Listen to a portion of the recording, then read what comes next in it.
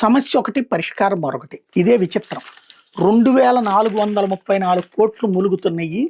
అకౌంట్లు పని చెయ్యక అన్నటువంటిది రాష్ట్రంలో మనుగడలో లేని బ్యాంక్ ఖాతాలు కోటి పైనే. వాటిలో భారీగా పేరుకుపోయిన నగదు నిల్వలు ఖాతాదారులకు అందించేందుకు ఆర్బీఐ కసరత్తు. వ్యక్తిగతమైన 1,19,000 ఇదే 1,19,43,648 1917 కోట్లున్నాయి. సంఘాలకు చెందిన 3,50,468 369 కోట్లున్నాయి.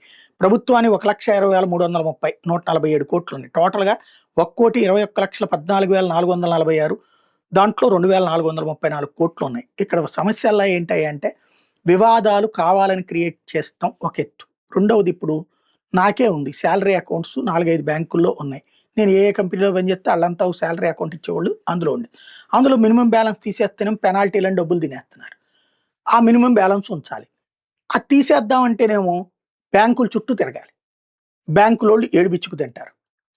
ఇప్పుడు నేను వెళ్ళాను, నేను దాదాపుగా 3-4 ఏళ్ల నుంచి ఆ బ్యాంక్ అకౌంట్స్ పని చేయట్లేదు. కాబట్టి దానికి కేవైసీ చేయించుకోవాలంటారు రోజు. సరే, కేవైసీ చేయించుకుంటాను కదా, వెంటనే నువ్వు క్లోజ్ చేస్తావంటే చేయరు. మళ్ళీ దానికి ఇంకో రోజు రావాలంటే 2-3 రోజులు పట్టు. నా అకౌంట్లో హైదరాబాద్లో ఆ బ్యాంకుల చుట్టూ 2 రోజులు తిరగలేక వదిలేసేసి మళ్ళీ వచ్చేసాను. మళ్ళీ ఇంకోసారి వెళ్ళి కూర్చోవాలి 2-3 రోజుల పాటు.